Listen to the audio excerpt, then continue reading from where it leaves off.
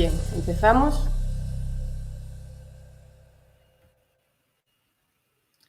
Con el primer supuesto que vamos a analizar, que en este caso es el supuesto práctico número 2, que el enunciado dice así. Durante la mañana del día 18 de agosto del 2022, las funcionarias de servicio en el módulo de régimen ordinario del Centro Penitenciario de Ávila tienen noticias de que la interna JJJ pudiera tener objetos y sustancias prohibidas en el interior de la celda. Por ello, durante la subida a celdas de la población reclusa, sobre las 14 horas y mientras las internas deambulan por la galería, proceden al cacheo ordinario de JJJ y a la requisa de su celda, que ocupa con otras reclusas. En este caso, vemos que es un enunciado corto en el que ya nos está dando una idea de que se va a ir refiriendo al régimen interior del bloque de penitenciario y en concreto vamos a tratar de la seguridad interior. Este tema podéis verlo en el tema 6 del temario y vamos a empezar a ver las 5 preguntas. La primera nos dice, en relación al cacheo practicado, A, no precisa autorización superior alguna, B, precisa autorización de la subdirectora de seguridad, C, precisa autorización del jefe de servicios y D, precisa autorización de la directora. ¿Vale? El cacheo practicado nos dice que lo han hecho mientras las internas deambulaban por la galería y le han hecho un cacheo ordinario a JJJ. Vale. En este caso, la respuesta es la A, no precisa autorización superior alguna y vamos a ver el motivo, la explicación. En este caso, la justificación la encontramos en el Real Decreto 190/1996, por el que se aprueba el reglamento penitenciario, y la encontramos en el artículo 68.1 de este reglamento penitenciario, en el que nos dicen que se llevarán a cabo registros, cacheos de las personas, ropas y enseres de los internos y requisas de las puertas, ventanas, suelos, paredes y techos de las celdas o dormitorios, así como de los locales y dependencias de uso común. Para saber que no necesita autorización alguna, también nos debemos ir al Real Decreto 1201/1981, por el que se aprueba el reglamento penitenciario, el 310, artículo 310, que aún sigue vigente, nos dice que los funcionarios adscritos a estas unidades, que son las unidades de galerías, y que actúen bajo la dependencia de los encargados de las mismas, tendrán, entre otras obligaciones, la que se encuentra en la letra E, practicar cacheos, requisas y registros que estimen necesarios o se les ordenen. ¿Vale? En este caso, no precisa autorización alguna porque no es un cacheo con desnudo integral, que sí que necesitan autorización, y lo encontramos en el artículo 68.2, que veremos a continuación. Nos dice, por motivos de seguridad concretos y específicos, cuando existan razones individuales y contrastadas que hagan pensar que el interno oculta en su cuerpo algún objeto peligroso o sustancia susceptible de causar daño a la salud o integridad física de las personas o de alterar la seguridad o convivencia ordinaria del establecimiento, se podrá realizar cacheo con desnudo integral con autorización del jefe de servicios. En este caso, el enunciado no nos habla de un cacheo con desnudo integral, nos habla de un cacheo ordinario. Por lo tanto, no precisa autorización, ya que las funcionarias creen que la interna puede ocultar algo, se lleva un registro ordinario y entra dentro de las funciones de este tipo de funcionarios adscritos al servicio de galerías, que son practicar cacheos y registros que estimen necesarios. Por lo tanto, en este caso, la respuesta correcta es la A. Bien, la pregunta número 2 nos dice así. Como el resultado del cacheo fue infructuoso, la encargada del departamento en ese mismo momento y antes del cierre de la población reclusa decide efectuar un cacheo con desnudo integral. En el pasillo, a la entrada de la celda, indica a la interna que se quite la ropa, llevándose a cabo la citada medida de seguridad interior. Como consecuencia de la intervención, las funcionarias incautan a la interna un teléfono móvil y 2 tarjetas SIM. La encargada formula el correspondiente parte por escrito dirigido al jefe de servicios, reflejando el resultado del cacheo.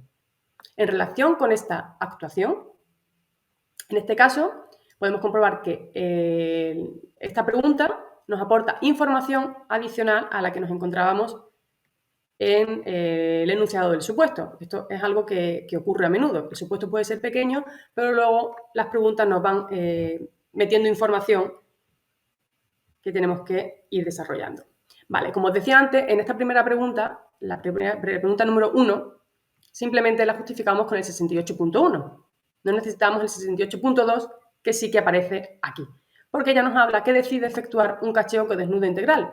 Y en la pregunta nos da la información de cómo lo hace. Y las opciones que se nos plantean es A. El lugar no era el adecuado y además, de conformidad a lo dispuesto en el artículo 45.1 de la Ley Orgánica General Penitenciaria, se precisa autorización de la directora. B. El lugar era el adecuado, pero tal y como dispone el artículo 68.4 del Reglamento Penitenciario, debía haberse solicitado por la directora autorización a la autoridad judicial competente. C. El cacheo debía haber sido autorizado por el jefe de servicios y el lugar en que se efectuó no era el adecuado. D. El lugar era adecuado, pero debía haber sido autorizado por el jefe de servicio. Bien, aquí se nos plantean 4 cuestiones que podemos ir descartando si conocemos lo que nos cuenta el reglamento, ¿vale? En este caso debemos saber, y es una cosa muy importante, que el cacheo con desnudo integral, una de las cosas básicas para hacerlo, es que debe hacerse en un lugar cerrado y no íntimo, no a la vista de nadie. Aquí nos dicen que lo realizan a la entrada de la celda. Por lo tanto, podemos ir descartando aquellas preguntas en las que diga que el lugar era el adecuado. La B podremos descartarla ya que nos dice que el lugar era el adecuado. La descartaríamos. La D, igualmente, nos dice que el lugar era adecuado. Por lo tanto, también la descartaríamos. Nos queda la A y la C, que sí que dicen que el lugar no era el adecuado, ¿vale?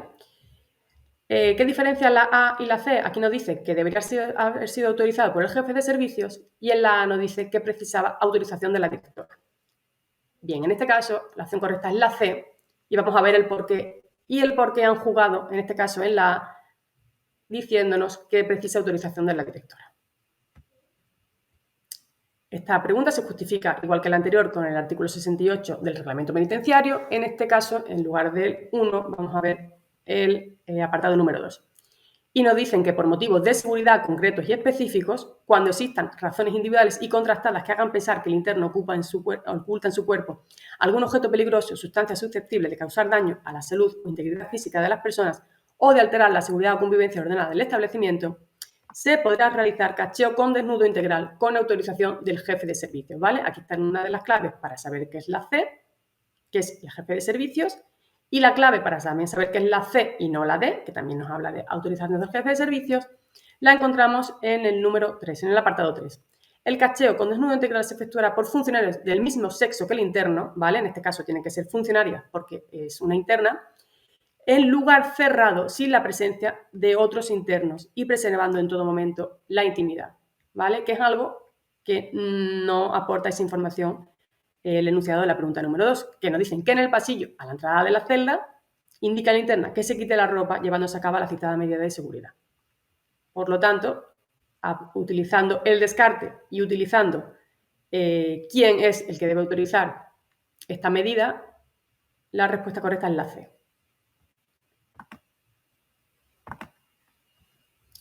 Vale, continuamos con la pregunta número 3. Al ser intervenido los objetos, la interna empuja a una de las funcionarias y se niega a entrar en la celda, adoptando una posición ofensiva con los puños en alto. Pese a las reiteradas órdenes de las funcionarias para que deponga su actitud, la interna hace caso omiso de las mismas. La interna es reducida cuando está en el suelo. Las funcionarias le colocan las esposas con las manos en la espalda. Al levantarla para trasladarla al departamento de aislamiento, una de las funcionarias le propina a la interna un golpe en la rodilla a la altura del pecho cuando ya no opone resistencia. Finalmente, la interna queda ingresada en el departamento de aislamiento, en situación de aislamiento provisional. A la vista de los hechos, indique cuántos medios coercitivos aplicados de conformidad con la legislación vigente han sido aplicados. Bien, esta es una pregunta que nos obliga a que en el enunciado de la pregunta veamos cuántos medios coercitivos se han utilizado. Previamente tenemos que saber cuántos medios coercitivos existen. No solo cuáles son, sino cuántos son. Juegan en esta pregunta, que ahora vamos a ver cuando estemos justificando la solución, con un hecho que no es una medida, no es un medio coercitivo. Vamos a ver la solución y así lo entenderé mejor. En este caso, la respuesta correcta son 3 y vamos a ver por qué son 3. Antes de ver la explicación, os lo voy a decir. Uno de los medios coercitivos, en este caso que encontramos que es reducida. Para ser reducida habrán utilizado la fuerza física imprescindible. Es uno de los medios coercitivos. Nos dicen también que cuando está en el suelo le colocan las esposas, que es otro de los medios coercitivos que encontramos en la legislación. Y el último es el aislamiento provisional, que es otra de las medidas. En este caso nos meten este parrafito, que al levantarla para trasladar al departamento de aislamiento le propina a la interna un golpe en la rodilla, con la rodilla a la altura del pecho cuando ya no opone resistencia. Podríamos pensar, si no sabemos bien, que puede ser utilizar la fuerza física imprescindible para conseguir la reducción, pero esto no entra dentro de los medios coercitivos, tal y como aparecen regulados en el artículo 72 del Reglamento Penitenciario. En este caso, el artículo 72, apartado 1, nos dicen que son medios coercitivos a los efectos del artículo 41.5 de la Ley Orgánica General Penitenciaria, el aislamiento provisional, 1, ya lo encontramos aquí, aislamiento provisional, la fuerza física personal, que en este caso la encontramos aquí, en que la interna es reducida, y cuando está en el suelo, por lo tanto, a la interna la han tenido que reducir en el suelo, fuerza física personal, las defensas de goma, que no aparece en esta pregunta que se utilicen, los aerosoles de acción adecuada y las esposas, que encontramos aquí. Por lo tanto, tenemos 5 medios coercitivos aplicables según el reglamento penitenciario, de los cuales se utilizan 3. Nos dice que su uso será proporcional al fin pretendido y nunca supondrá una sanción encubierta y solo se aplicarán cuando no exista otra manera menos gravosa para conseguir la finalidad perseguida y por el tiempo estrictamente necesario. En este caso, esta acción no es una acción que sea legal porque nos dicen que le propina a la interna un golpe con la rodilla a la altura del pecho cuando ya no opone resistencia. Por lo tanto, si no opone resistencia, no debe utilizarse un medio coercitivo porque no está siendo proporcional al fin perseguido. Por lo tanto, solo tenemos 3. Fuerza física personal, aislamiento provisional y utilización de esposas.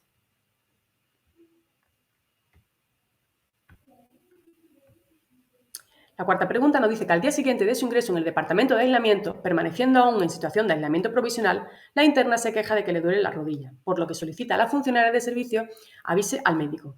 La funcionaria le dice: usted debe ser anotada en el libro de consultas médicas del departamento y la visitará cuando venga pasado mañana, dado que viene cada 3 días. En relación con esta situación, indique la respuesta correcta. Vale, aquí es clave que sepamos que se encuentra ingresada en el departamento de aislamiento, no está ingresada en un departamento ordinario. Está en una situación de aislamiento. Las opciones que se nos plantean son: A, la interna debe ser visitada por el médico diariamente; B, la interna debe ser visitada por el médico al menos semanalmente; C, la interna solo será atendida por el médico cuando se apunta a consulta; y D, la interna debe esperar y regresar a su módulo de origen para que pueda ser atendida por el médico. En este caso, la interna debe ser visitada por el médico diariamente porque, como hemos visto, se encuentra en aislamiento provisional. Y el propio artículo 72, en este caso el apartado 2 del reglamento penitenciario, nos dice que no podrán ser aplicados los expresados medios coercitivos a las internas mencionadas en el artículo 254.3 del presente reglamento, que son internas embarazadas, ni a los enfermos convalecientes de enfermedad grave, salvo en los casos en que la actuación de aquellos pudiera derivarse un inminente peligro para su integridad para las otras personas. Bien, a nosotros lo que nos interesa de este apartado es el último párrafo, que nos dice que cuando se aplique la medida de aislamiento provisional, el interno será visitado diariamente por el médico. Por lo tanto, en este caso, la interna se encuentra en el departamento de aislamiento y debe ser visitada por el médico diariamente. La última pregunta ya no se basa en el tema 6 del reglamento penitenciario de la seguridad interior, sino que nos hablan de derechos de los internos.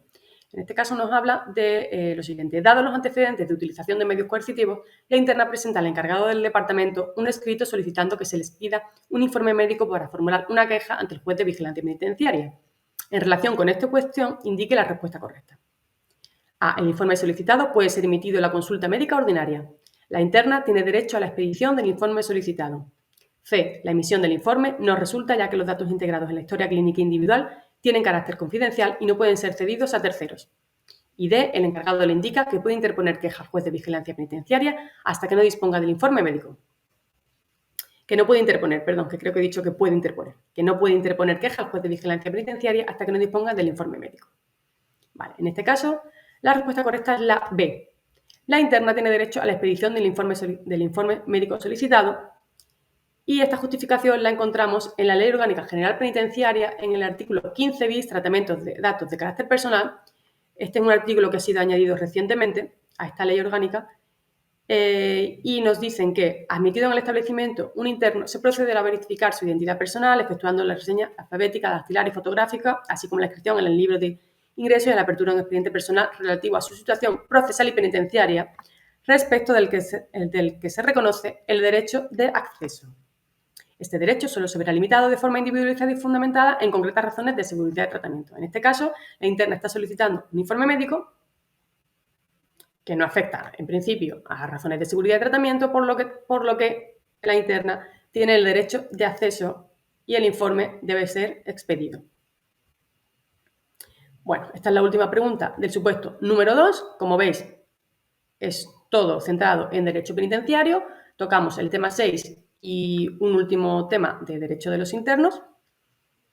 Y vemos que es un enunciado corto en el que se nos da una información muy concreta y a lo largo de las preguntas, en algunas de ellas, nos van dando información extra que también tenemos que ir relacionando y resolviendo. Bien, ya os digo que si tenéis alguna duda, la podemos ir resolviendo luego cuando finalicemos la clase.